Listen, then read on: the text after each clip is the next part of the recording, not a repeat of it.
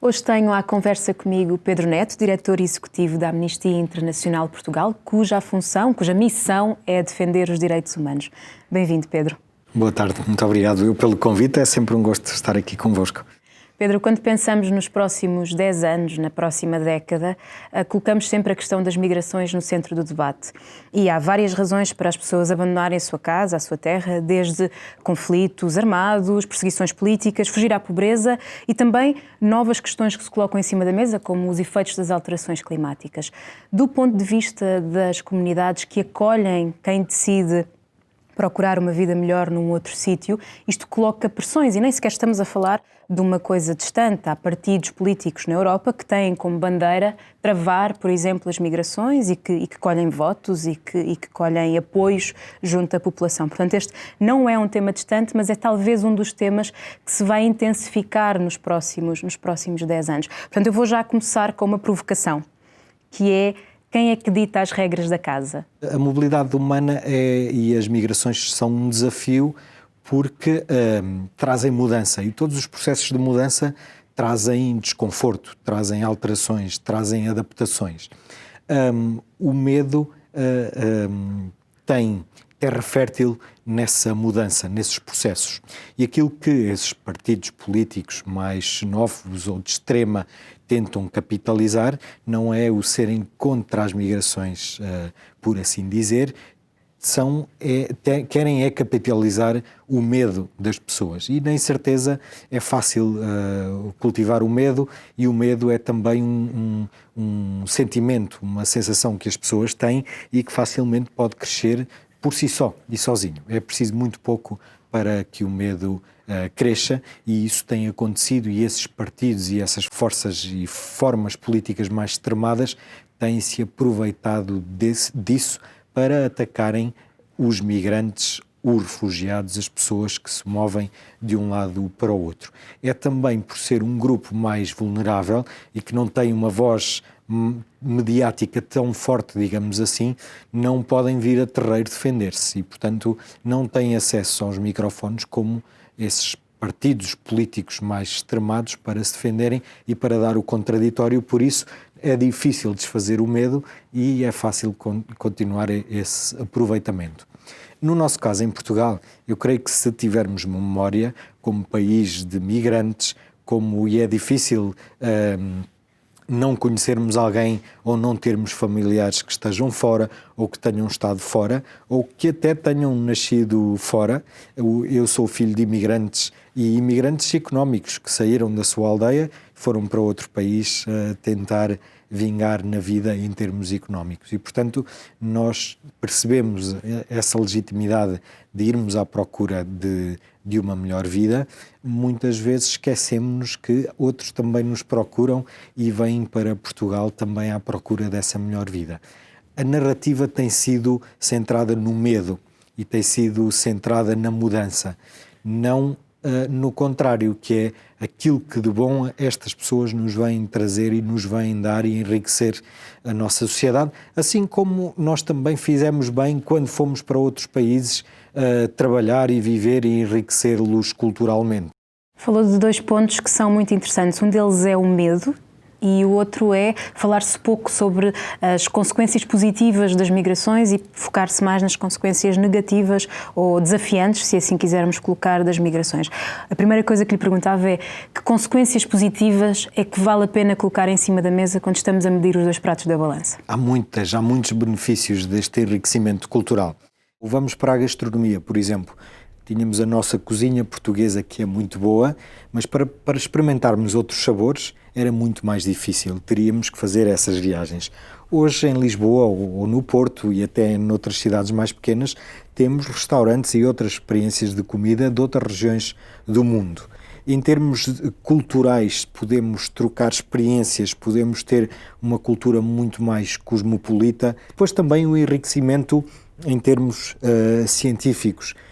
Dos maiores cientistas que conhecemos, e posso referir já Einstein, que foi refugiado E não só aqui, mas também temos muita massa crítica estrangeira que está neste momento em Portugal e que trabalha nas universidades e que nos enriquece desse ponto de vista científico e cultural também.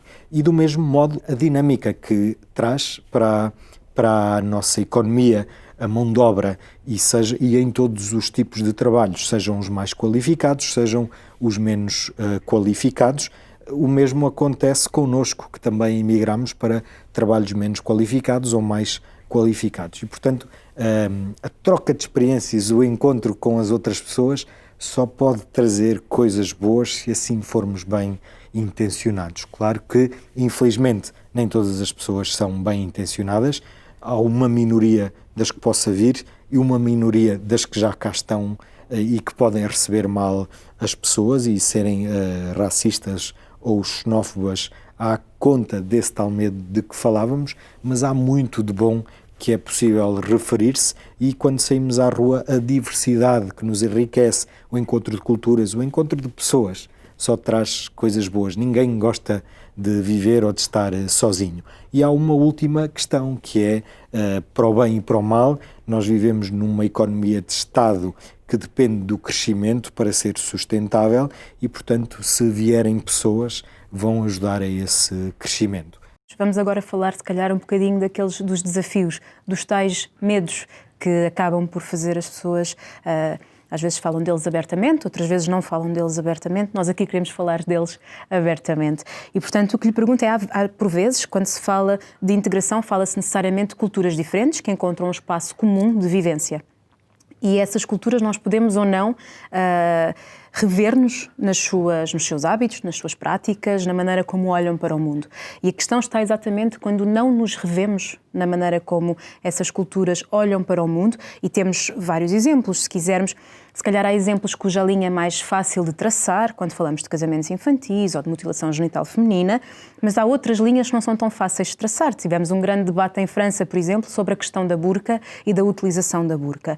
Portanto, aí, e eu retomo a questão, é quem é que define o que é certo e o que é errado? Quem é que define qual é que é a regra que vai reger aquela sociedade? É quem é o dono da casa, digamos assim, quem estabeleceu as fronteiras, ou vamos sempre ter aqui que fazer uma negociação porque no final do dia a globalização, o desafio é exatamente esse, é esbaterem-se as fronteiras. Há aqui uma linha que sou suspeito, mas que são os direitos humanos. Os direitos humanos, se forem respeitados, a partir daí, desse alicerce, podemos construir todos os edifícios que quisermos. E se respeitarmos os direitos humanos, podemos construir uma sociedade que seja tolerante e respeitadora nas suas diferenças e nas suas igualdades. A questão da burca é uma questão muito simples. As mulheres têm de ter a liberdade de usarem ou de não usarem. É a escolha delas. Não me cabe a mim ou a legisladores definir isso.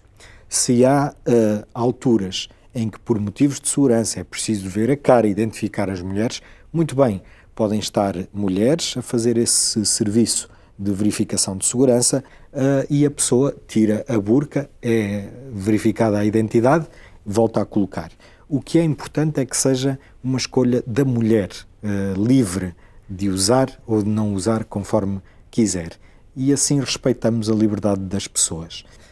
A mutilação genital feminina é uma afronta à dignidade da pessoa, à dignidade da mulher e, neste caso, da criança.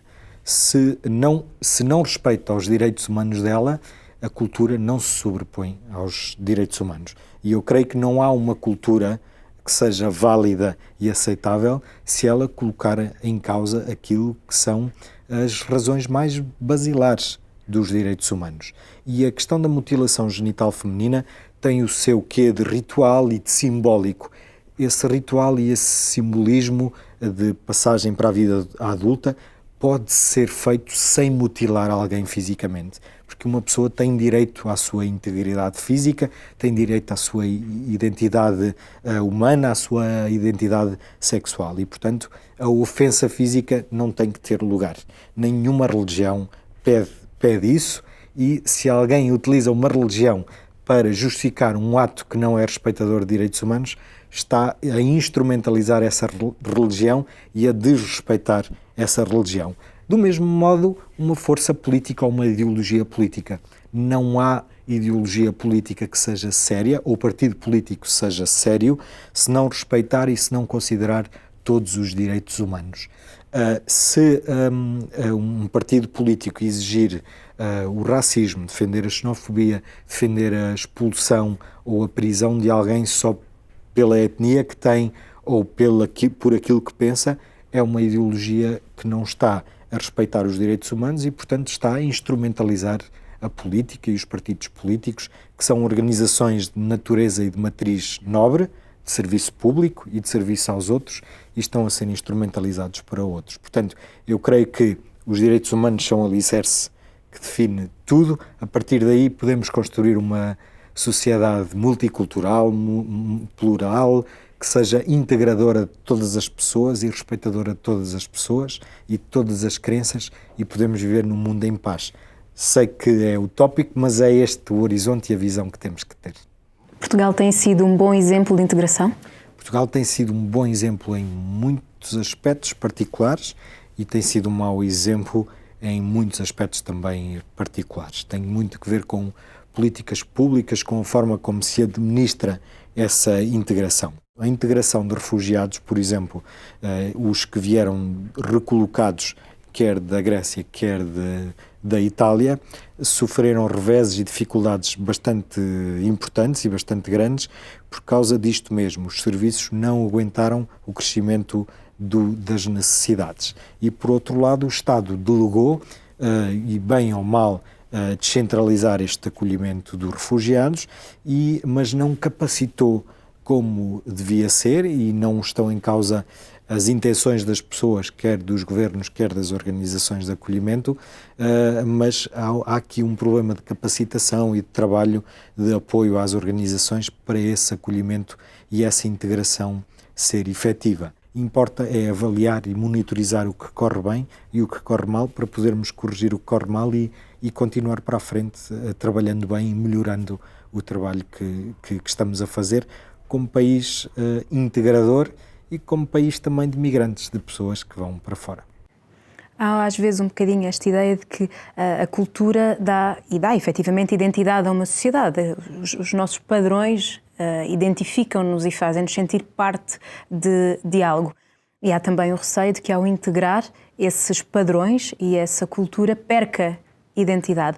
É um receio desfasado? Eu creio que é um receio desfasado, porque a cultura e a nossa identidade histórica foi construída ao longo dos anos. A tradição, as tradições são organismos vivos que vão sendo construídos ao longo dos anos. Portanto,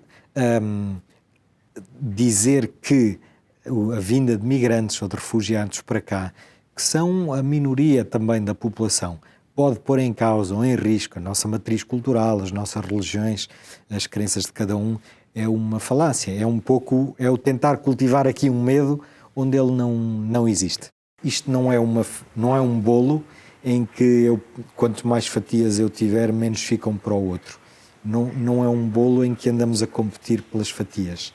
É um espaço onde cabe toda a gente e onde cabe todos os contributos, e continuaremos com a nossa matriz e com a nossa cultura, com as nossas tradições.